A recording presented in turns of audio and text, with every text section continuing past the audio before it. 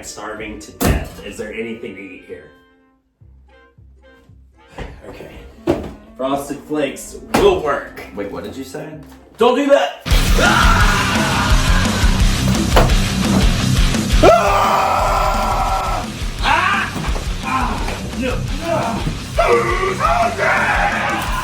Oh, I got this. Don't worry.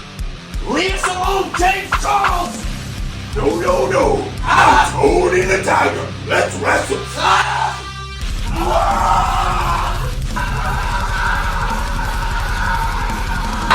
Yeah! Ooh, time for a little contest. Come on, boys. Let's go.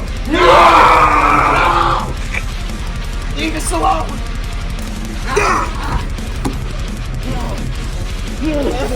It's time for a holy bread contest. Oh, yeah. Sweet and crunchy, for goodness sakes, Kellogg's Frosted Flakes. What up, party people? It's your boy, M.C.Popsicle, and welcome to Weird Interviews.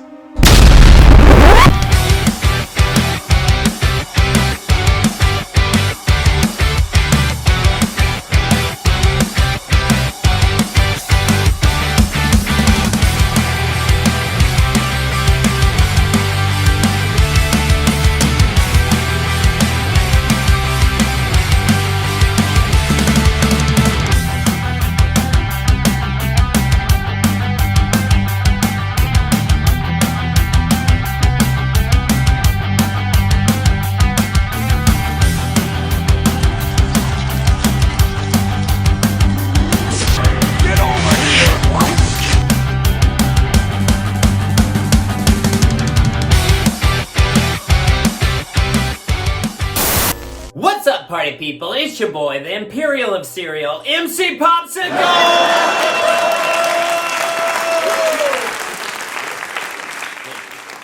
Thank you. And today, I'm super excited because we are talking to this guy. We are talking to the actual voice of Tony the Tiger, Tony Daniels. He also is the voice of Gambit from the original X-Men animated series. So I'm super excited. I'm losing my mind. It's a very awesome interview. But first, check this out. I just wrote my first comic, Popsicle Ghost. You can get an actual signed double issue in full color if you hit me up on Facebook or Instagram. So make sure to grab you one good Christmas present. Also, this video was brought to you by NevinEyewear.com. Check them out. They make the best sunglasses in the business. But now, to the show. How you doing, Mr. Tony? Hey, how you doing, Josh? What's happening? What you been up to? Well, we've been trying to deal with strike issues on both sides of the coin. We have our SAG strike, and then because of the writer's strike, there's really not much else you can do. There's just before the strike, I booked a Snyder's of Hanover commercial. Have you seen that one yet? I haven't. You gotta look that up. That's Snyder's of Hanover. Put Snyder's of Hanover chicken, and I'm kind of SOC on there, except for did I do one line? Nah, not quite. Anyway, we're playing a country song that I guess they produced down either in Nashville or somewhere, and I'm actually I'm playing guitar with that white guitar right there. Ooh. Guitar. So that white guitar, which was given to me by a friend of mine named Rick Emmett, who was the lead guitar player and singer for the band Triumph. He's one of the greatest guitar players in the world. Anyway, he never makes the top 100, which kind of ticks me off because I'd put him up against anybody. He's that good. And it was great because the crew were like, "Hey, man, you can actually play this song." I go, "Yeah, hello, I've been playing since I was a kid." But it was a great commercial for Snyder's, and it's their new Nashville hot pretzel pieces.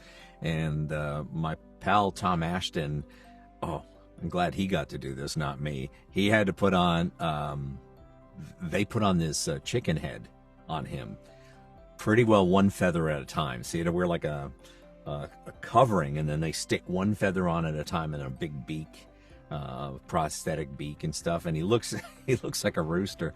And I'm the guitar player in his band, and he's playing a sad country song. Snyder's of Hanover, my heart you ran over. And it's really good, and it's got a lot of people are loving it. So you can find it on YouTube and Insta and stuff, and it's pretty cool. Yeah, that's awesome. Yeah, I'll check that out. Like, so you've been playing guitar for your whole life? Oh yeah, I got a couple of guitars. Behind me is a red, blue, and white. So I got a red, white, and blue guitars there. Oh, neat. That's really cool. Can't really see them, but try not to get rid of too much of the mystique. Yeah, it looks cool. So I was wondering, how did you end up landing in voice acting to begin with? Is that something you had planned on, or did you just kind of fall into it, or how'd that happen? Kind of. It's a weird thing. I have a really unique story because when I was goes to music. When I was about 12, 13 years old, I was playing in a nightclub with a band. They were older guys. And I was playing, and this guy goes, "Hi, I'm Shotgun Tom Rivers." And I go, I know who he is. He was like #1 DJ on the show. And this was in Toronto. Tom was originally from, I'm going to say Nevada. And then he came up to Canada during the Vietnam War because he didn't want to go to war. He couldn't anyway. His knees were shot even when he was a young guy because he was like 6'4" and like 370 pounds. So he was always, his knees couldn't handle going to war. Anyway, so and amnesty came, so that was all cool. And he came in and watched out my radio show, and I went about a week later and sat in, and then I went, I want to do this. Because as a kid, this is my voice as a kid, deep. It wasn't, I don't think I went through puberty. I never had that stuff. I mean, we found a tape. I don't know where it is. It was my first voiceover, basically. It was grade 7 or 6, and it was like, we created the aircraft carrier from boxes that we glued together and then held with tape. We've proceeded to paint gunmetal gray. And it looked like a real aircraft carrier. Anyway, so that was kind of cool. And then, so I went in with him, and then Wolfman Jack used to, I guess he used to do this live show every Saturday and Sunday type thing. It was like, and every so often he'd come to New York, Chicago, Toronto, and do it live from there because it was based out of LA, but he'd do it live. Anyway, so he's in, I'm there. And I'm like, I'm hoping to meet him because, I'm interning at the radio station, big radio station. And he walks in, but he kind of doesn't walk in. They kind of walk him in. He was a little bit 3 sheets to the wind. And they were like, what are we going to do? What are we going to do? We got to get him on the air. And he's had a few drinks. Well, let's get some coffee in him, and we'll play some old stop sets, and we'll figure that out. And they're going, well, I don't know. And I'm like, I could do his voice. And they were like, so they go, well, if you listen to the producer, he'll tell you what to say. So I went and sat down and say, hey, coming up next, we got, whatever we're doing, right? And they're like, wow, kid, you're great. Let's do another stop set. So we do another. And then on the third one, it was funny because I said the wrong thing. And they're like looking at me like, and then he walks in and he sits down. I get up to leave, and he goes, where you going? I said, well, Mr. Jack. No, call me Woodman. And he says, you come sit with me. And I sat with him the whole night. And then he gave me a headshot that said, you sounding good. Keep practicing. He couldn't spell practicing. I guess he spelled it the way he would think he would say it. And that was cool. And then I had, my life has been all about weird checkered connections, right? So what was the famous movie that he was in way back then? Do you know, Josh? I'm not sure. I like him. American Graffiti. Oh. Really? Fast forward to 2008 or 7 or 6. And my best buddy, Tony Pastor, brought me on board to do a show called Friends and Heroes with Dr. Brian Brown. I think he's a doctor, excuse me. And air conditioning's on right now. And I bet it is down there too. So we're doing a show called Friends and Heroes, which you could probably find online. And the producer is a guy named Gary Kurtz. And Gary Kurtz produced through a ton of stuff, but 3 really cool movies. The first one was American Graffiti that I knew. And then the next 2 were little movies, tiny little movies called Star Wars and Empire Strikes Back. Wow. Yeah. So it was really cool, you know. And I said, so I told him the story about Wolfman. He's like, no wonder you're so, you know, connected. It was really cool. And I really like Gary. He left America and went to London when he was shooting, I guess, Empire. He stayed a lot in London. He loved it there, so he stayed. Had a place in California, had a place there. Anyway, and that's how stuff happened for me. I started, you know, a few years later, a new radio station opened up in Toronto called Q107. And I wanted to get on the station. And I'd met this guy and I was doing voices and it just all happened from there. In fact, the guy that brought me originally, Shotgun Tom, one day I walked in and his writer, Larry McGinnis, said, we need a guy like him, because I was on the road with a rock band. And when I came back, I was like speaking really cool, man, because back in the 70s and 80s, you spoke like you were cool, dude. And they go, we need a guy like him. He's got to be like a roadie. We'll call him Roach, you know, of course. Anyway, so yeah, and he, years later told me, he goes, you know Roach? And I go, yeah, that character. And he goes, that's you. I go, what? He goes, we modeled it after you. And he's like, oh. So yeah, so I've been lucky that way. And then when I went to Q, there was a lady named Kim Herden. She's a phenomenal casting director, and they brought me in.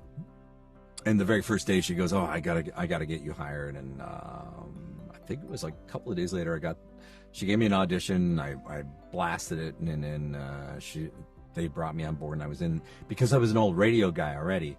They brought me into the union right away, so it was cool. Yeah, that is cool. That Wolfman Jack is so cool. Like, I don't know how I stumbled across it, but I found a bunch of his like old recordings and stuff, and I've listened to him a lot, and I've heard all these crazy stories about him. He's a very interesting guy. Oh yeah, he was amazing. He did a bunch of other things too, but I think for me it was the mystique of this really cool gentleman, you know. Mm-hmm. Even the name Wolfman Jack, you know. In the new, there's that new movie about Weird Al. I don't know if you've seen it, but Jack Black is playing Wolfman Jack, and it's really good. Well, it's really funny. Weird Al came into the radio. Yeah, and I can't remember what happened that day, but he and I got along because I was writing parodies for this morning show and doing parodies. I ended up doing a lot of parodies for Howard Stern and stuff. But these guys, I think they were screwing around and they carried Weird Al Yankovic down the hall. Yeah, that's what they did. They picked him up and they carried him down the hallway. And I'm like, God, what are you doing? This, you know, international star Weird Al Yankovic. And they're going, we're just having fun with him. And they dropped him. Like, oh, so I'm like, I was apologizing to Al. I'm really sorry, man. I'm sorry. And he's like, well, the people you work for are insane. Yeah. Oh, yeah. He seems like a nice guy. He seems really nice. Yeah, he was cool. I liked him. Yeah. Wolfman Jack's real name was Robert Weston Smith, which I never knew. I didn't know that. Wow, Yeah, so that's there's not even a Jack in his name because Jack is John. So strange. I didn't know about that. I like him a lot. He's very interesting to me. Oh, dude. Another thing I wanted to ask you about is, before you got into like the X-Men and stuff like that, when you were younger or currently, I don't know, were you into comic books? Oh yeah. When I was a kid, I loved comic books. Did I have favorites? I don't even know. Like, you know, we were poor, so I guess we just took what we could get. You know, there was like a place just down the street. It was like a little bookshop. And the girl there was really nice, this woman. Well, at the time, she's a kid. And when I go by, she's like, here, I'm just going to throw these out. You want them? I'm like, yeah. So whatever it would have been Superman or... So, you know, I started enjoying comics. And then I got into... The only book I started really buying when I could raise some money, like, you know, go on a pop bottle or beer bottle search, was I think Mad magazine, because I was into that, because I was writing a lot of comedy and you needed, you know, inspiration from Mad was really good. So, yeah, I kind of like that, you know. It just I love Mad magazine. Loved it. Alfred E. Newman. So, that sort of thing was kind of cool. And again, it was,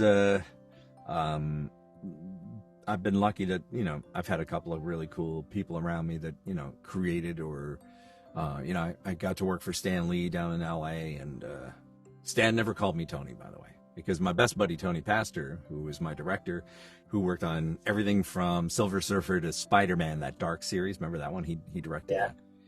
Cool. So Stan would call him Tony, and he'd go, I'm going to call you Krog, because I did this character for him named Krog. I wonder if I have a picture of Krog. One sec. I'm seeing if I do. No, I didn't type in Kroger. I haven't shot Kroger since I was a kid. That's cool that you actually were working with him. I was curious about that, if y'all ever crossed paths. That's so cool. Oh yeah, no, Stan was like amazing. Let's see. He had a company called Stanley Media, so I ended up doing I don't see it. He has a couple of shows or a couple of the versions online, but I'm not seeing it, so I'd love to show you. But it was a big rock monster, and how he got his voice, and that's why he was turned on by it. I took a bunch of marbles and put them in my cheeks, and then and you'd hear the marbles move around. It was really cool. And Stan was like, how'd you guys do that, with a computer? And I go, Tony goes, no, he did it with his mouth. He goes, all right, now I'm freaked out. So it was really cool. And Stan was so nice. So we had a really good time together. That character is in Ragnarok, isn't he? Thor Ragnarok? Isn't that character in there? No, I don't know, because I even tried to do a search for Krog with a K, KROG, and I don't see it anywhere else as a character. There's a series created by Mark Rivers. Oh, that's definitely not my character. I'm sure he there's would a play. character named Krog in Star Trek. I guess somewhere in Star Trek. Later on, though, in the later years. The new Marvel movies. Taika Waititi plays him. Oh, well, then it would have been Stan that would have brought that on. It's a big rock-looking monster that I did. Yeah, that's him. Yeah, he's in those. Man, I should put that on my thing, because a lot of my stuff when I go to Comic Cons and stuff, I don't put it out because I don't think people remember some stuff. And I had a guy, I was doing a little con in New Jersey, and he drove from probably like 3.5, 4 hours from the other side of the state, or New York, actually, New York State. He drove all that way, and I'm like, oh, really nice to meet you, blah, blah, blah. And he starts pulling out these characters. I go, holy crap, I forgot I did that. Oh, wow, I forgot I did that. Oh, boy. Yeah, and there was a kid out of Australia. He started amassing all the voices I did on Sailor Moon, and he said his last count was 290 different. Wow. Yeah. That's crazy. Well, I've done thousands, but 290 different. I've done over 600 celebrity replacements. I'm the king of celebrity, or king of replacements. I mean, even Gambit, right? Originally it's Chris Potter, and I played Bobby LeBeau against Remy. Right. And I was doing all the, when I first auditioned, they were like, well, listen, we don't even know how long this is going to last, so we're going to make you our swing guy. And what that is, it's a utility voice.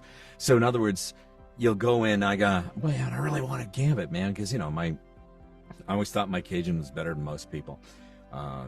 And they were like, well, this way we can use you to do 2 or 3 characters a show. And I'm like, what does that mean? And you go, 2 and 3 times the money. I'm like, okay, good. Yeah. And Potter was a well-known Canadian actor, so I'm like, I wasn't complaining because he's a really good actor. Anyway, and then after about the third year, which was like season 4.5, so 5, he decided he didn't want to do it anymore. And they're going, okay, you're Gambit. I'm like, okay, because I'd already played Bobby LeBeau, right? And Bobby, I don't remember which one that was, but Bobby was like season 3, I think. Anyway, and then of course you played all the video games, right? Street Fighter versus X-Men, Marvel superheroes, Marvel versus that's all me. And that's crazy. Including some of the Wolverine stuff too, because Cal wasn't available or something. Anyway, so I ended up doing it, and then Toad and a bunch of other characters. And it was really cool, And so I think I did Gambit for like 9 years, Wow. Yeah, that is cool. I was Man. gonna ask about Gambit, because when you play a character, ideally you would have a really good handle on who the character is, so you can do justice to it. Like, how did you view Gambit? Because he's kind of mysterious and stuff. And like, as a person, how did you view him? Oh, it was really quite easy because again, like taking over for Potter, they'd already established a sound and a sort of an idealism. But it was in the writing, with Chris Claremont, such brilliant writing design, and you had Julia and Eric Lewald. The Lewalds are great writers, and some other good writers on this. And then we had Sydney Iwanter was our Fox person, producer, and he's like, well, you got to play him like this, And then you get in front of Dan, Miss Dan, our voice director. Originally, it was cast by Karen Gura, who is just like one of the greatest, and she gets it, and she knows, and she can impart to you what the character needs and what you have to bring to the table. And then that always sticks with you. As most actors that are decent will remember what got you the audition or got you the gig. And Dan Hennessy was just so easy to work with. One of the greatest voiceover directors I'd ever worked with. I've actually been directed by Dan, Karen, my friend Tony Pastor, Susan Hart, Allison Court, who plays Jubilee, John Stalker, who was, I forget the character in X-Men. Then there was Joanne Borum and Jesse Thompson and Deborah Toffin and Natalie Toriel. There's so many go-to directors, and now my friend Stephanie is directing me in Daniel Tiger's Neighborhood, which is really sweet because I play X the Owl on that one, and in fact we recorded it yesterday. It was an amazing time, Josh. And I'm missing a bunch because there's so many good directors. I was down and working in LA. I had Ron Myrick. I had Jamie Simone, just absolutely brilliant to work with. Really good animation directors, Right. Yeah, I heard they're remaking the X-Men show on Disney. They've already started, and they brought Potter back to do Gambit, which is cool with me. Yeah. I'm fine with it, yeah, because they started, I guess, during pandemic, putting it back together and stuff. I'm a little kind of like, I wish I was back on, but you know what? They've got Potter, and it's cool. Yeah, since they're bringing it back, and like, it's obviously a very important show to people, and people really care about it a lot, and people remember it from when it came out, and it's one of the most beloved animated superhero shows for sure. And I was wondering, why do you think it appealed to people so much? Why did they care so much about it? Well, I guess like any kind of series, whether it's animation or live action, that touches the fringe, that touches the freaks, because I always thought of myself as a freak. You probably feel the same way, that you're not like, the other kids and stuff. And I think that's what spoke to it. The mutants spoke to a generation or generations of people that felt like, hey, I'm, people think I'm ugly or stupid or whatever, and they don't know you, and a lot of times I'm finding, especially nowadays with TikTok and all this stuff, everybody wants to be a star, but back in the day, we had to put we had to pay our dues, and you paid your dues because you had to find that acceptance. Now, if you can find acceptance just by having something really strange on TikTok, and a bunch of people go, "Oh, that's cool," right? But those people will never grow. Not everybody. There will be some that'll just go. It's because it's natural, but overall, they don't grow in a bigger sense. And I think that's the difference between growing into celebrity, actor, whatever, and working with other people to grow your talent and to nurture it together. For the most part, we've recorded, we'll say, singles, right? So you're by yourself. But I used to love it when we'd have ensemble because we'd really work. And when we did the Avengers, I played Hawkeye in the Avengers, and I had a great freaking cast because I had Rod Wilson, who played Ant-Man. I had Linda Ballantyne, who played what's her character name? She's also Sailor Moon. Oh boy. See, now I'm gonna be a. Let me look this up because I'll be Avengers United They Stand, the animated series, and Janet Van Dyne. Hey, look, they put me up front. I like that. Hamish McEwen, my boy, as Wonder Man. Ron Rubin, he was also an X-Men. Stavrula Logitatis, who you might know from My Big Fat Greek Wedding. She played one of the sisters. And for this whole series, she kept her Greek accent on. And she used to tell me, she goes, how many accents do you do? I go, well, that's not the question. She goes, what do you mean? I go, the question is, what accents can't you do? Because I would speak to her with Greek accent like that, no problem. And she thought I was Greek at first. Martin Roach, my buddy who played Phoenix, and who else? Lenora, of course. Duh, hello. Lenore Zahn, who is Rogue. We've done a lot of shows together. Rescue Heroes, just a ton of them. My buddy Ray Landry, there's a guy missing. I'm looking at right now, there's a list out. Graham Harley, he passed. He was a great actor. He was a Shakespearean actor. I used to sit there in awe going, this guy's amazing. This guy's fantastic. Carol Lee, Susan Roman, who'd been in everything from Little People with Me to this show to remember the movie Heavy Metal? Did you ever see that animated feed? Yeah, yeah, I love that. She was so good in that.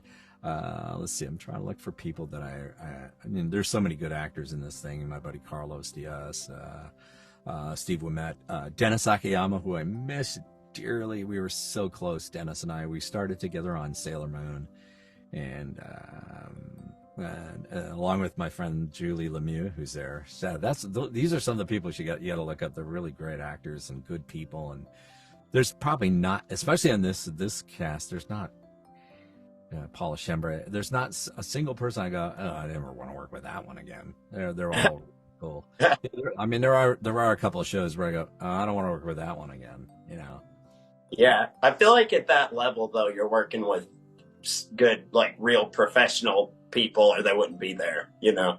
Yeah, for the most of the time. But no, even professionals can be rude. Like some of the big stars I've run into, they can be rude. But I mean, if you're rude, a lot of times people will be rude right back at you, but sometimes you get the odd one that's just like rude to begin with. Oh, I'm very special, I'm different, and then that's when I pull out the secret weapons, the music, right, and the number of voices and stuff, because there ain't that many people that can do that,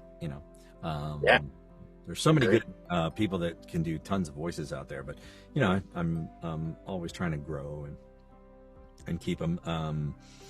It's funny. Somebody was asking me how many celebrities I've done in replacements in film and television, and I'm close to 700.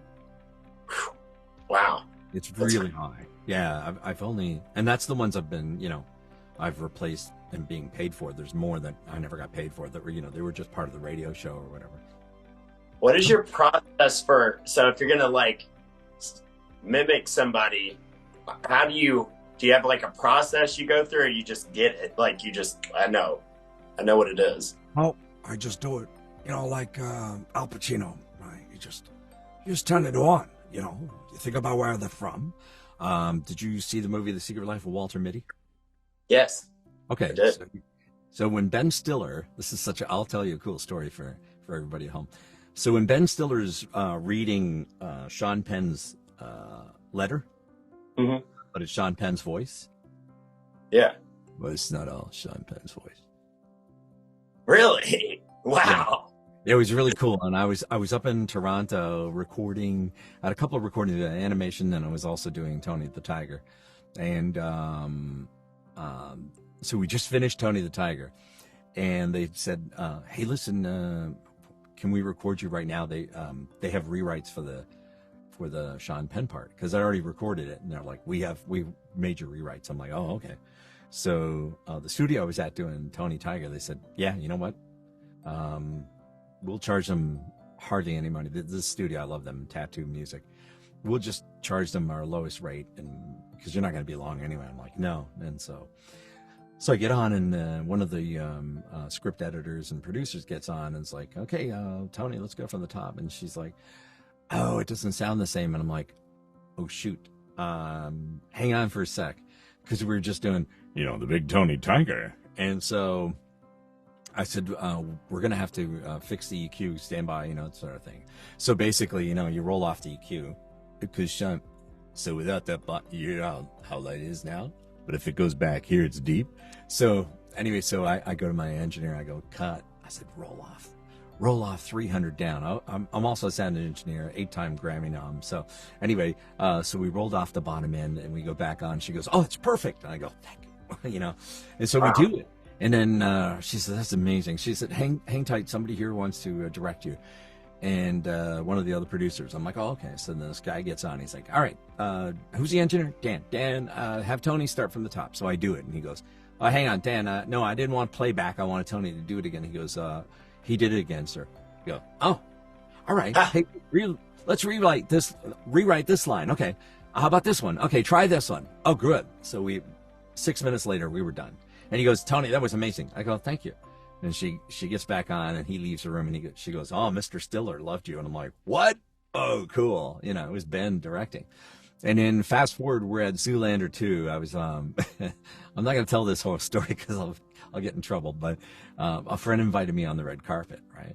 So we didn't go to the right red carpet. We were supposed to be at the front red carpet. I went to the back, the receiving red carpet. But because a lot of the coppers in town know me, they're like, yeah, come on in, let's go. Hey, hop in there. So I walked in, and I'm hanging with Will Ferrell and Fred Armisen. And I had a really long talk with Bob Odenkirk. He's so cool. And so we go see the movie. And then I'm talking to Christine Taylor, who was married to Ben at the time. And she's like, you're so funny. I said, no, I'm not funny. Your kid's funny. Their kid is really cute and funny. And then she says, what's your name, by the way? And I said, oh, Tony Daniels. And I hear, Tony Daniels. Why do I know your name? I turn around, it's Ben. I go, I was your Sean Penn and Walter Mitty. He jumps into my arms. And my wife goes, did Ben Stiller just jump into your arms? I go, yeah. It was really cool, So those are those Hollywood moments that you can't buy them anywhere else, and that's in New York. I live in New York, and we were just having it was like one of my favorite days because it was just everything was happening. Christine Taylor's brother was standing around. We were talking like we'd known each other forever. I don't know how we knew each other, but we did. It was weird. So wow. Cool. That's crazy. That's so neat. I wanted to ask you about Tony the Tiger. How did that come about? Well, I was in Toronto. I was doing the Kellogg's commercial for Frosted Flakes, and it was inside specially marked boxes of Tony's Turbos. I'm doing what's called a tagline. And they go, oh, we got my tagline pretty good. And they go, you know what? You got to sit down for 15 minutes. We got thorough. And he was 94 or something at the time, and he had an oxygen mask. So they're going, okay, Thurl, let's give us the line. He goes, try out Tony's Turbos. They're great. Right. He did it like 20 times, and they go, okay, that's it. You only get him 15. That was in his contract at that age. I don't blame him. He must have been super. So he leaves, and they go, man, we didn't get a clean Tony's Turbos. And I go, you mean Tony's Turbos? And they went, dude. And so since when he died in 2005, they said, oh, okay, you're doing it. So now, we've had iterations, especially because I was doing it north of the border and then just like border towns, it was running in, upstate New York and Michigan and Ohio and Pennsylvania, northern parts of the states. And then it was running all over the country for a while there. And then they brought on, I think at the time, I wasn't a legal immigrant at the time because I was still living north of the border, even though my great-grandfather and my grandfather were born here. So they were like, let's get that going, let's bring in a couple of. So they tried a couple other famous people to do it, and 3 in a row died, by the way. Wow. Yeah. And so now it's me and Jim Cummings who plays Winnie the Pooh. He's really good, and he's a good dude. So the one that's on right now that you'll hear that's running throughout the Midwest and blah, blah, blah. If you happen to be in the north, you'll hear mine. But if you're down, it's Jim's, and you'll hear the difference because he talks like this. Where mine is more like thorough, right? It's almost exact, and it's kind of cool. So, but I'm not complaining because hey, we're all lucky to be working actors. So, and Yeah, that's cool. like I said, I met Jim and I thought, wow, he's a nice dude. And it's funny because I was up against him for Winnie, and he got. Oh, really? Yeah, because his Winnie is really good. Like it's one of the best I've ever heard. Yeah, he's really good. So you didn't even have to audition. You were just already there. And they were like, oh. Time. Yeah, and I was really good friends with the writers. And they were, dude, you can do anything. I mean, the funny thing is I can sing exactly like them. You know how? You're a foul one, Mr. Grinch. Same guy. High stakes in your soul. So that's him. Yeah. That's Ravenscroft. And did you know he wasn't even the first Tony the Tiger? No, I didn't. A guy named Dallas McKennon did it from 1952 to 53. But apparently it didn't test well with the kids, and so they brought on Thurl. Huh. Yeah, I heard at first there was a kangaroo, and there were a bunch of different animals they were trying to before that, but everybody liked Tony. But I think Tony was good because I think it coincided with, I'm trying to remember, Esso Gasoline, remember them? I'm not aware. Esso put a tiger in your tank. Oh. Yeah, it came out in the 60s, and I think it 59 actually, and I think that's when it kind of sort of padded the order for Tony the Tiger as well. You've got Tiger, so it's really cool. One's a fuel to go faster, and another one's a fuel as food for your body. So I think it kind of tied in together. It was kind of cool. That's interesting. Yeah, I feel like a tiger is a really strong, cool animal. Esso is the first iteration of Exxon. I didn't know that. Oh yeah. So I don't know if you have Esso down in New Orleans, but never know. I don't know either. I don't even know if there's any Esso stations existing. Do Esso stations? Let's look that up. Standing by, we're looking up for the home audience. Do Esso stations still exist? I mostly ride a bike, so I don't know. Everywhere. It's retained the brand Esso in Puerto Rico and the U.S. Virgin Islands. Oh. Everywhere else, so it's ExxonMobil. So a lot of them became, mobile stations, or they became mobile because they were bought out. So Now I think you know. the Exxon Valdez had the big crash up near Alaska and the oil spill. I think that's where it was. I think that kind of hurt their branding. So yeah. Huh. Interesting. So another thing I wanted to talk about is I love Devil May Cry. Like I've been playing that forever. Well, I was Mundus on that, right? Right. Yeah. And It's funny. I can't remember the voice. It was big. I remember that. It was like really evil and. Yeah, you're like a demon lord, and you're the main bad guy.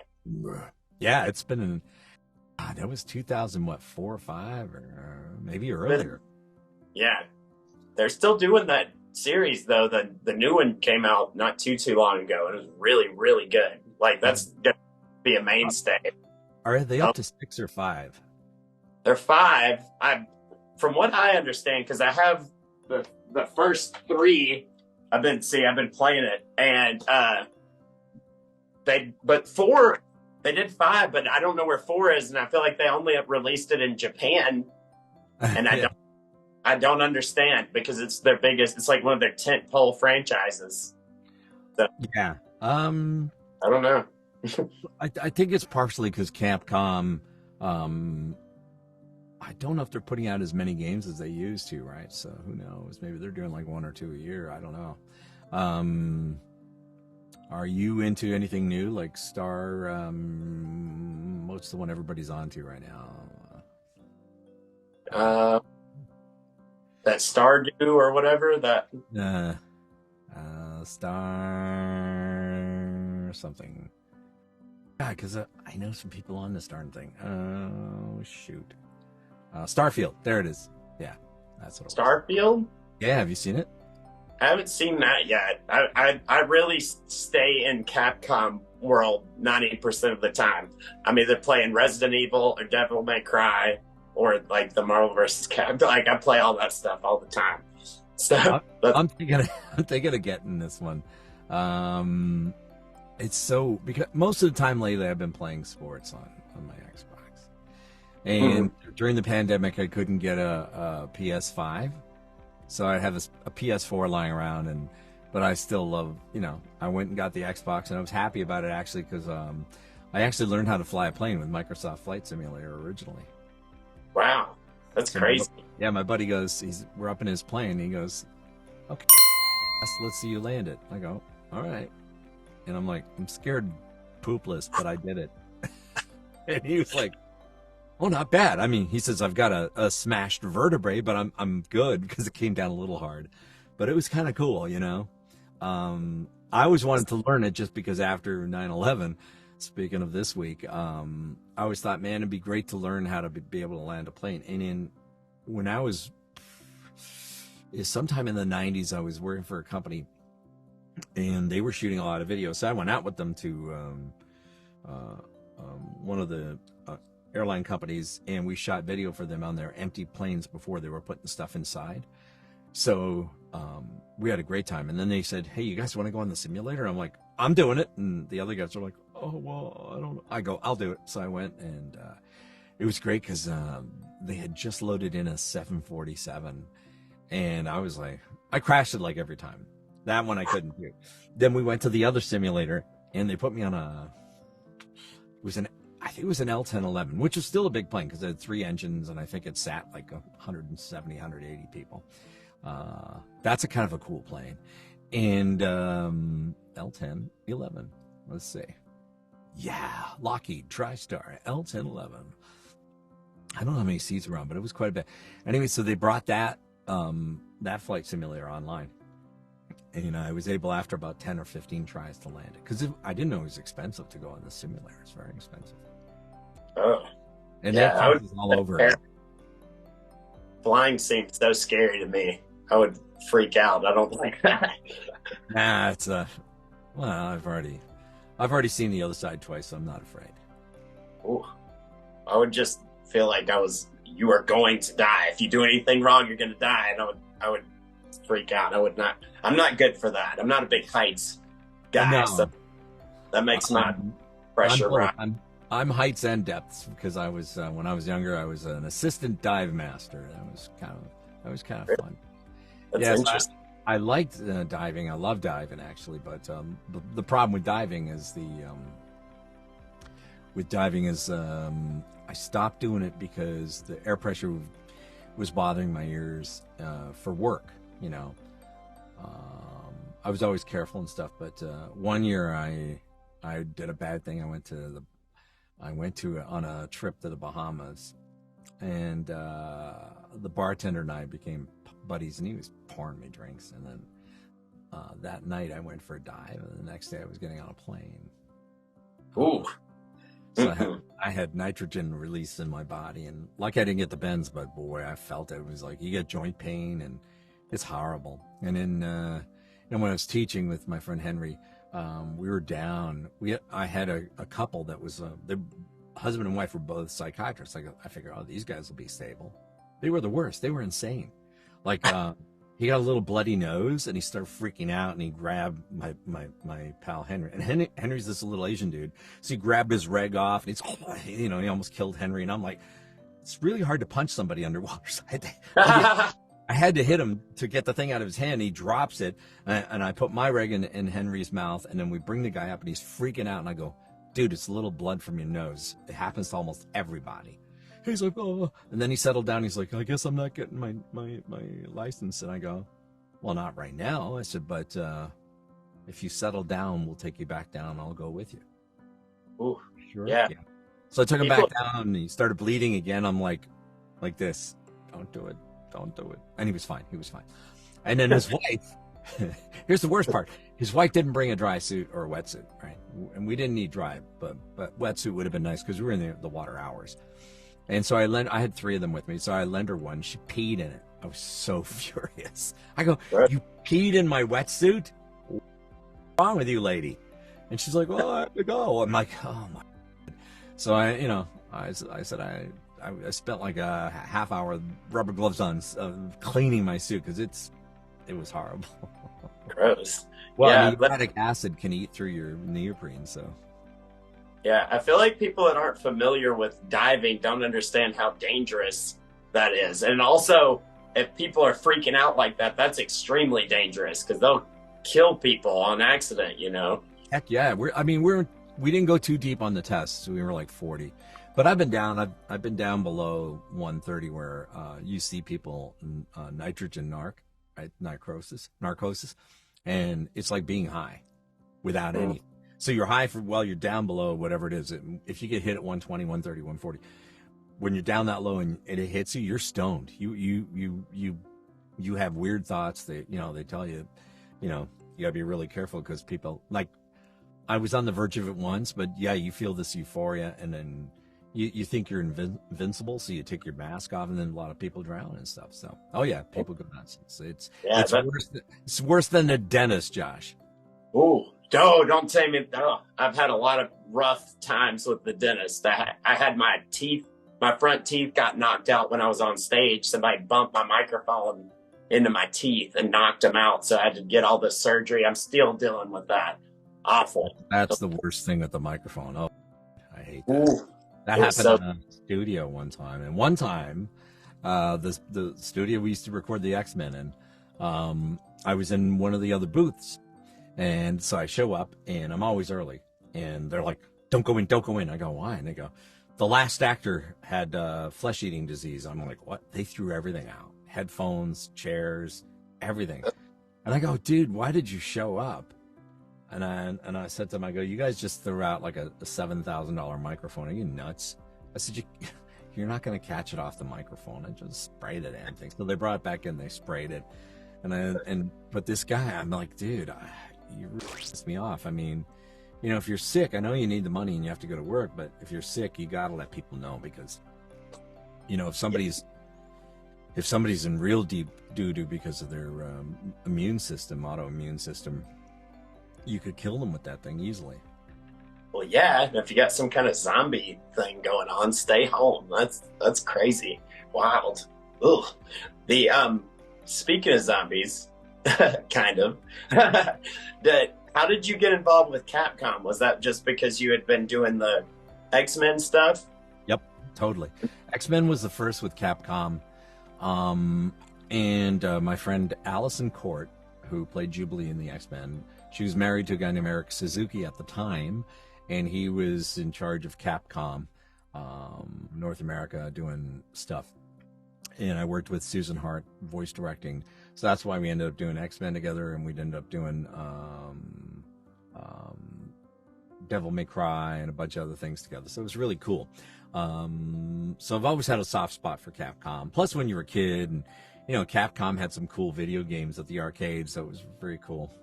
Yeah, that's kind of how that came about.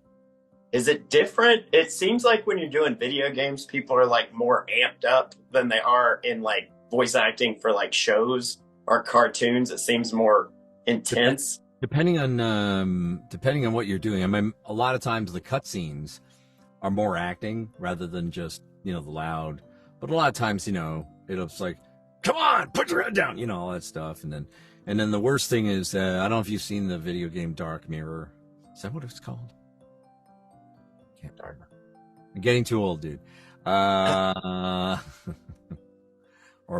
think it's Dark Mirror or Black Mirror. Shoot, it's been that long. I mean, I should know better because I was the lead on that one. Might have been Black Mirror, where I play. Yeah, I think it was called Black Mirror. Wait a sec. What year was that? It was a long time ago. In fact, we just lost the studio engineer that I worked with on that. I'm sorry. Yeah, he was cool.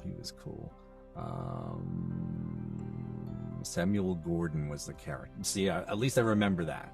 Samuel Gordon was the character I played. Cool. Samuel Gordon. Richard Nobleton has just returned home. Black Mirror. Yeah, Black Mirror. Oh, wow. What year was that? I'm gonna have to check that out. Finding out, Josh. It was 2003. Hey. Yeah, and I remember, yeah, they've got me in IMDb is doing that. So, that was a really cool video game. I had 17,000 lines. Wow. So Was on the it first, yeah, on the first day, the voice director, she's like, okay, so let's do all the reactions. I go, nope. She goes, what do you mean, no? I said, do you still want me to finish the rest of the lines tomorrow and Friday? And she's like, what do you mean? I go, if we start doing the screaming and the stabbings and all that stuff and the library for that, you're not going to have my voice on Friday. Really? I go, I'm telling you. I've recorded enough video games to know when they do the scream parts, those are super elevated, right? And so she's like, okay. And then on Friday, we worked late always on that one. And it was like, 8, 10 o'clock at night, we were finishing up. And she's so glad I listened to you. And I said, oh yeah. I said, and then I won't be able to talk after tonight, and yeah, I was like quiet for 3 days because you really do a lot of damage on the screams. So some of them aren't worth it, but I've been lucky enough to get on some really cool games. I just finished a new game and I don't even know what it is. It's for Rockstar. Cool. So, a lot of times I don't tell you the title. Hopefully it's Grand Theft Auto 6 because we've been waiting for that since I was 4 years old. Yeah, I really want. I don't know when is it coming? Like December? No one knows. I mean, I don't know at least, but I mean, I know everybody's been waiting on it like at least 10 years. So we'll see. A tiny portion of the massive open world map has appeared online. Ooh, fancy. I'm excited. They do good work. Really good work. That is amazing. And everybody I've worked with, they're just fantastic. I can't remember, what did we do? What was the last thing we did? You did. You also did the Red Dead Redemption 2. Yeah, I did a couple of characters. One of them was I think he was like a mayor of a town and stuff. And then I told Roger, I used his character to kill myself. Well, the three guys that are the main stars, Rob Wythoff, Roger Clark, and Benjamin Byron Davis, they're really cool dudes. We spent a weekend together in San Antonio doing a Comic-Con together, and we became really good pals, like real good guys. And I really like them. It won't be... No, GTA 6 won't be 750 gigabytes in size and cost $150. Sure, it is going to be that big. I heard it's going to be huge. Oh, it's going to be... You know what? I heard it's going to be 250 gigabytes. Oh, I thought you meant $250. I was like, oh. And people pay, though. If, like, that last game, 5, is so good it still stands up now. Like, that's why they haven't made another one. Because it's still, like, #1 selling, I believe, every year. Really? I should probably download it again. It's good. I don't have Xbox. GTA 6 date. I don't think there's anything projected. No, so don't. Until 2024 at the earliest. Yeah, it's going to be forever. But it's Maybe fun. 25. I like to just commit crimes and run from the police. I don't even play how you're supposed to. I just... Well, I think you should definitely rephrase that and don't use that on the internet. In the video game. In the video game, not in real life. Yeah. So you're all in New Orleans, you got some crazy cops down there too. Yeah. Well, I would blend in with everybody else here, even if I meant it. Since... But I got one more question for you here. When you go to these comic conventions and stuff, who do you find, what is the fan base that you're seeing the most of? Who's coming up to you the most from something you've done? Well, I mean, Tony Tiger, X-Men, mostly. Yeah. People love that stuff. Yeah, it's pretty well it. I mean, I've done so many weird things that people don't know you've done, or like recently a friend of mine printed out. I was in the series Erie, Indiana, The Other Dimension. I played Elvis. I gained 88 pounds for that too, by the way. Wow. I haven't lost it all yet. Anyway, and that was a really great show, and I remain friends with a lot of the actors I worked with on there, and especially the lead actor Bill Schweitzer, and I haven't been able to run into Daniel Clark. He was the other kid on the show, and it was just a really good time in my life. And I'd stopped doing on camera for a long time because of the voice world, but I don't call myself a voice actor. I'm an actor who's really good at voice, but I'm an actor first. I mean, because that's what you're selling as a commodity. You're selling yourself as an actor, because anybody can do a voice. Is how do you act it is the important part when it comes to animation or commercials or whatever. So that's where I concentrate on the acting part of it. And I have a new movie out this year. It's independent, so I can talk about it. And it's on Vudu and Amazon Prime and Apple TV. It's called Target, written by Thomas G. Waits, who was one of the stars of The Warriors. He's also one of the stars of John Carpenter's The Thing. He plays Windows in that. And he wrote and directed it. Yeah. And I play a mafia guy in there. And it's funny because I'm actually the comedian guy who's written and performed and produced a ton of comedy for the likes of Jesse and Gene and Brother Jake Edwards and Howard Stern and Z-Rock Network. And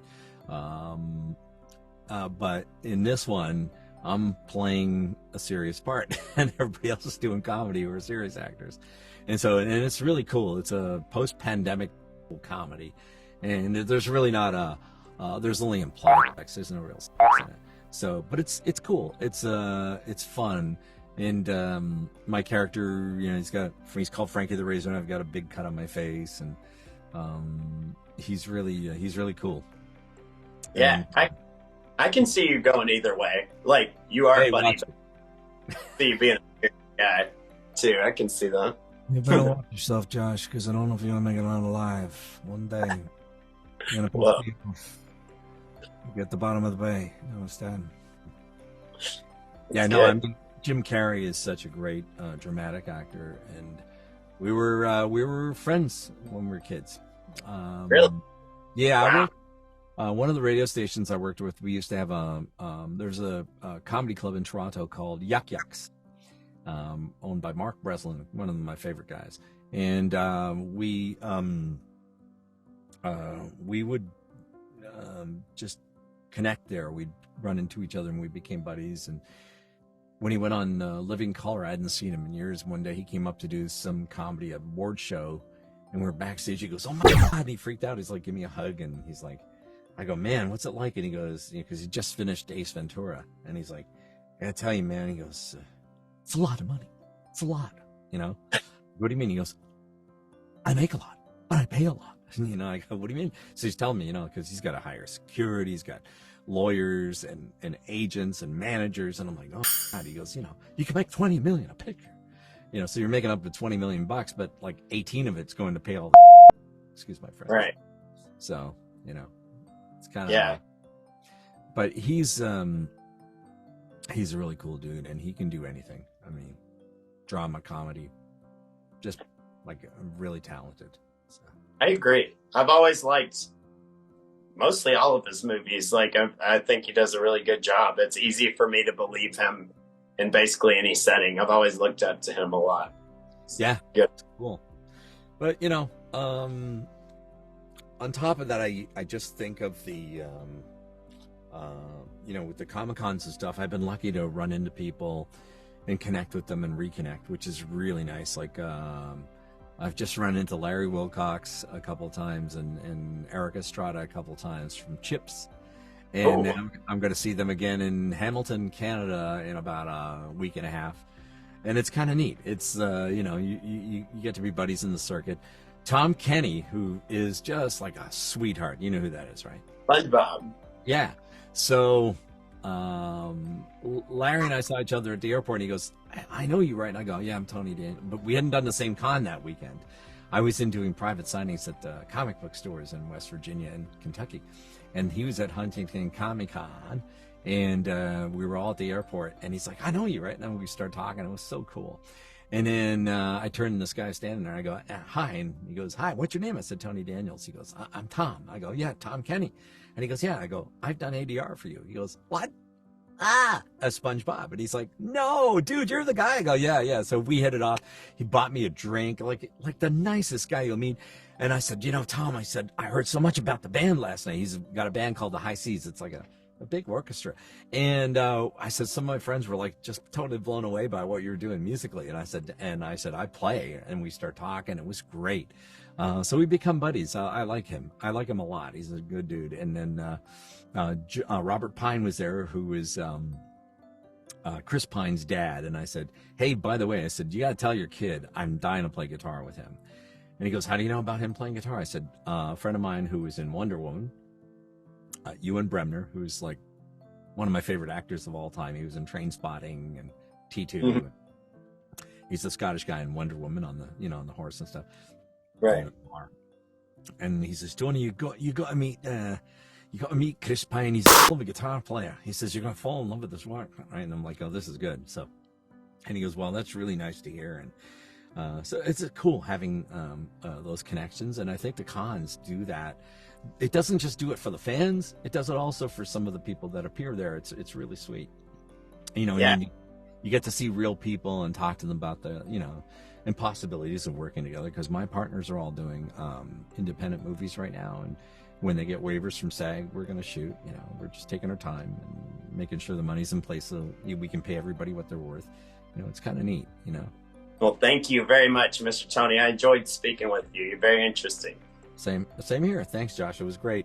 And that's about it, everybody. Thank you guys so much for watching. I hope you enjoyed it. Please follow my page, M.C.Popsicle's World, on Facebook.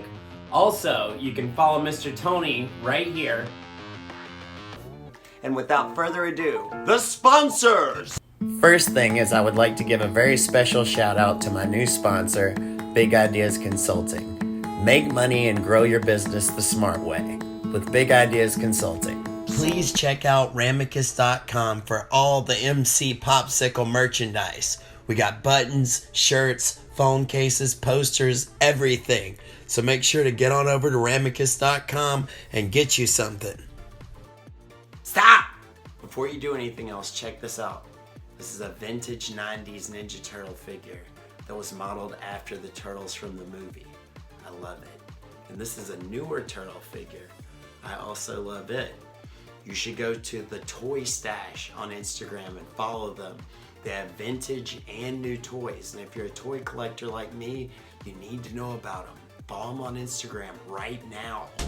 Another thing you need to do is check out Step On It Rugs on Instagram. They are insane. They made me an M.C.Popsicle rug. Anything you can imagine, they can make a rug for it. Hit them up.